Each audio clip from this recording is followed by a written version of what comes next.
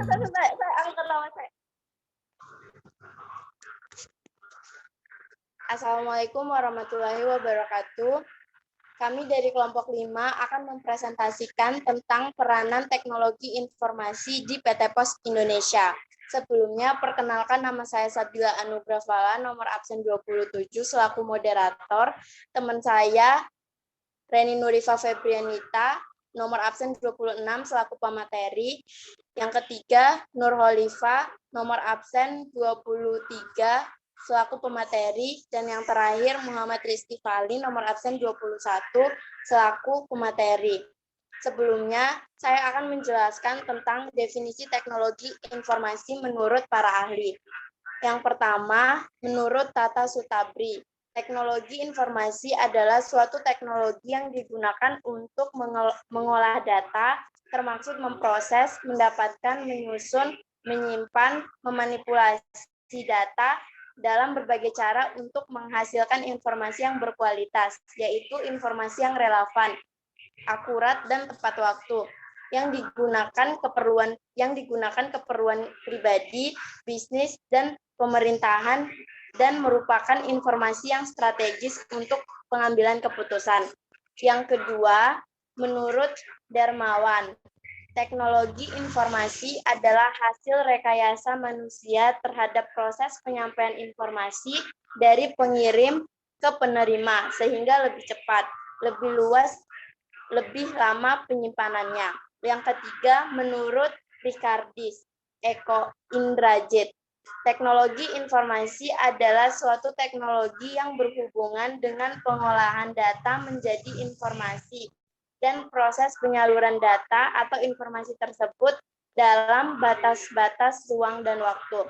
Selanjutnya akan dijelaskan oleh Reni Nurifa Febrianita. Terima kasih kepada moderator. Saya Reni Nurifa akan menjelaskan tentang fungsi-fungsi teknologi informasi.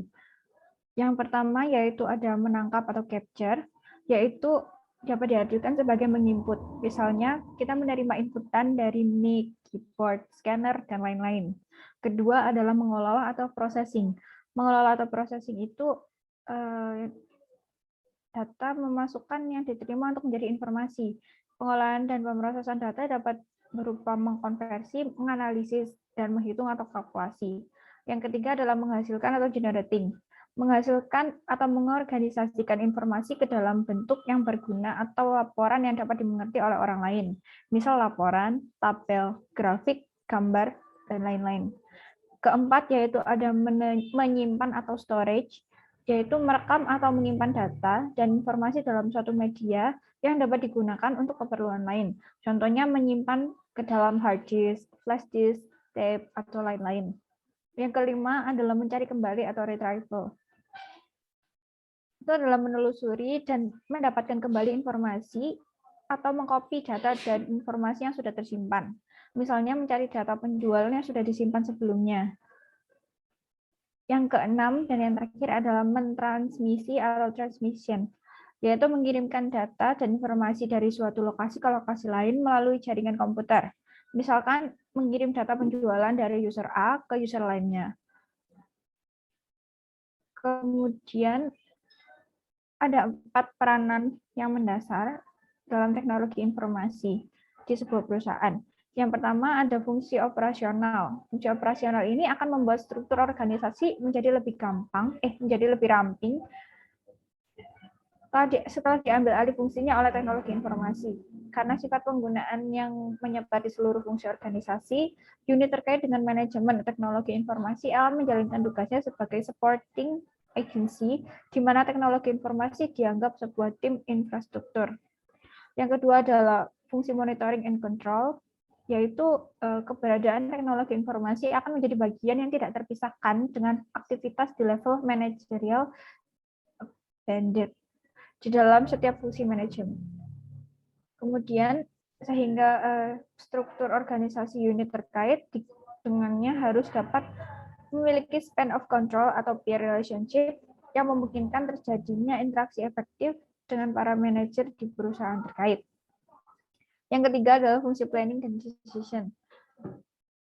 itu mengangkat teknologi informasi ke tatanan peran yang lebih strategis lagi karena keberadaannya sebagai penyedia dari rencana bisnis dan merupakan sebuah tambahan informasi bagi para pimpinan perusahaan yang dihadapkan pada realitas untuk mengambil sejumlah keputusan penting sehari-harinya. Yang keempat adalah fungsi communication.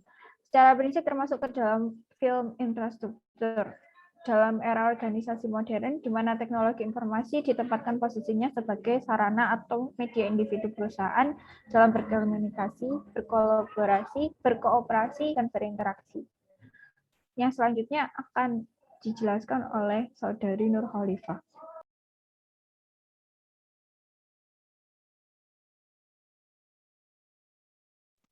Baik, terima kasih atas kesempatan yang diberikan. Untuk selanjutnya, saya akan menjelaskan mengenai PT Pos Indonesia. Nah, PT Pos Indonesia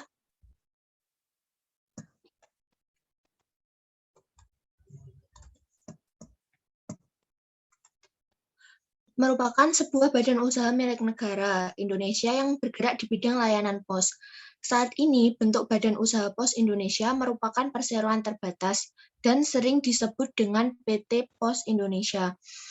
PT Pos memiliki jaringan yang sangat luas, yaitu 3.736 kantor pos di tanah air dan 3.700 diantaranya telah online.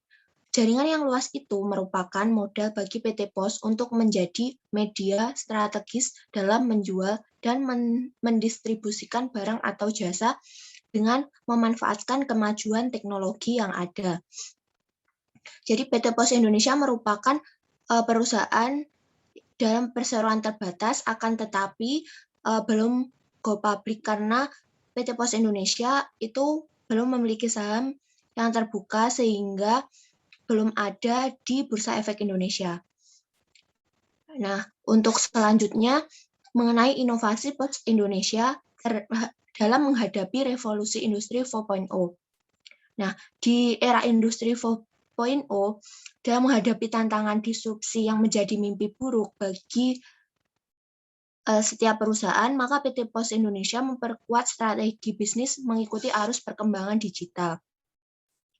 Nah, pada tahun 2002 sampai tahun 2012 itu Magen Pos aplikasi mobile Android native untuk layanan payment yang diterapkan oleh Pos Indonesia. Agen Pos business to business, B2B agen pos yang dikembangkan dengan pola kerjasama antara pos dengan mitra berbadan usaha yang telah memiliki banyak kanal dan terhubung secara online. Selain aplikasi sistem online payment, Point Pos atau SOPP Pos merupakan layanan pembayaran secara online untuk melakukan pembayaran rekening atau tagihan dari mitra kerja Pos Indonesia. Nah, pada tahun 2018 ini, Pos Indonesia mendapat penghargaan dari pemerintah sebagai salah satu BUMN terdepan yang mengembangkan digitalisasi.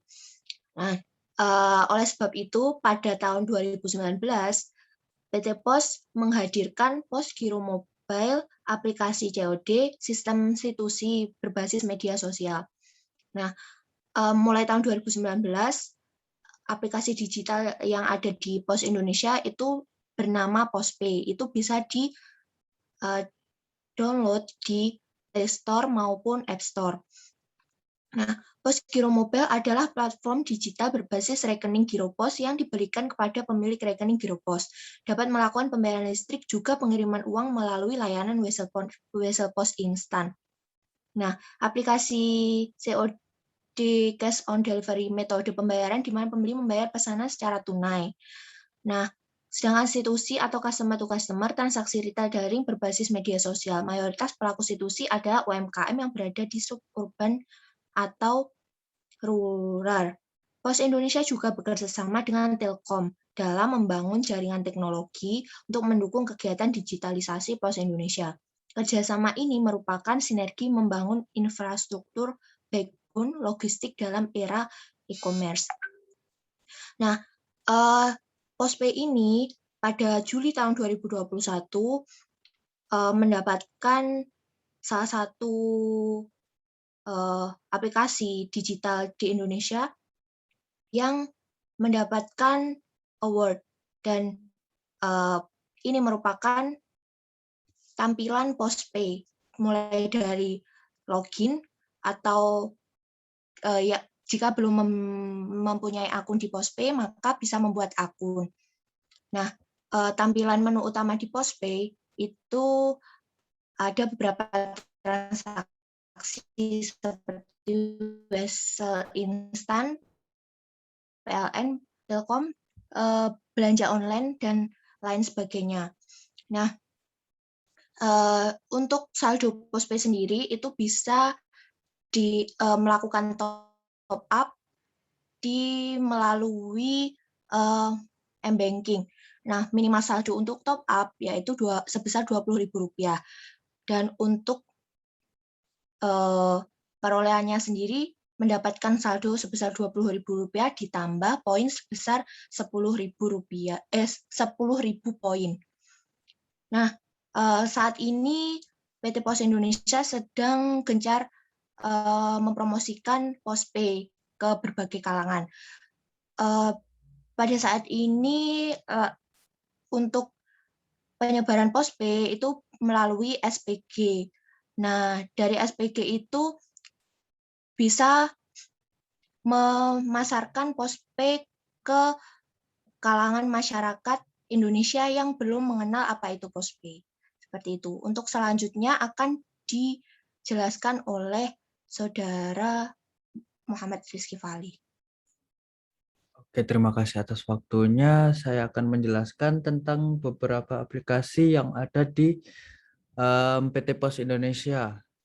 Yang pertama ada Magenpos. Nah, Magenpos itu aplikasi untuk agen pos yang telah tersebar di seluruh Indonesia dan ada sekitar 6.000 agen pos dan sekarang menjadi 45.000 agen pos yang ada di Indonesia. Nah, itu untuk agen pos yang itu untuk aplikasi Magenpos hanya untuk agen-agen yang melayani payment secara mobile. Nah, selanjutnya yaitu agen pos B2B. Nah, agen pos di B2B itu ada dua, yaitu ada agen pos B2B kurir dan satunya ada agen pos layanan jasa dan keuangan. Nah, itu sama seperti Magenpos, hanya saja ada beberapa fitur yang berbeda seperti itu. Next. Nah, yang selanjutnya ada Simaris. Simaris itu adalah sistem informasi manajemen resiko. Itu diperuntukkan hanya untuk internal karyawan-karyawan PT Pos Indonesia untuk manajemen yang mengurusin resiko tentang logistik seperti itu. Selanjutnya ada Oranger.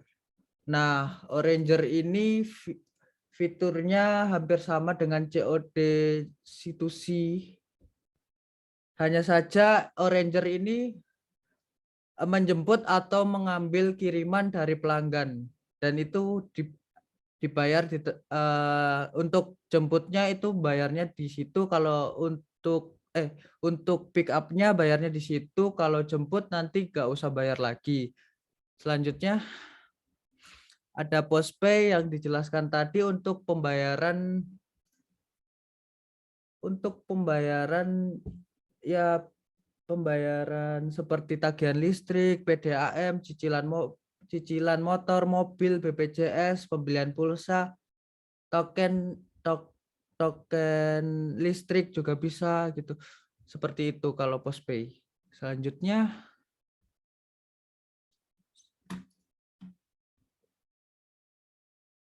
untuk Kiposin itu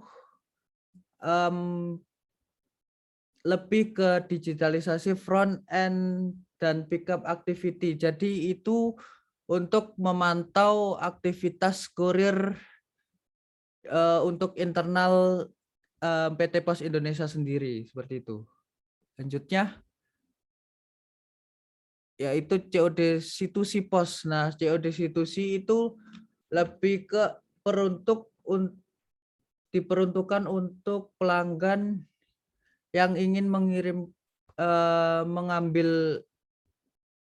barang tapi dengan cara COD seperti itu. Selanjutnya adalah dampak positif dan negatif penerapan teknologi informasi PT Pos Indonesia. Dampak positif yang pertama adalah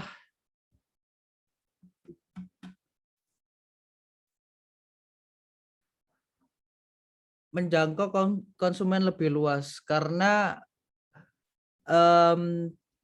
aplikasi-aplikasi yang di atas yang telah saya sebutkan tadi itu lebih mudah untuk dijangkau oleh customer ataupun oleh karyawan-karyawan PT Pos Indonesia. Dengan hanya menggunakan HP, pastinya karyawan ataupun konsumen bisa menggunakannya lebih leluasa seperti itu. Yang kedua ada pekerjaan menjadi lebih cepat terutama dalam penginputan data.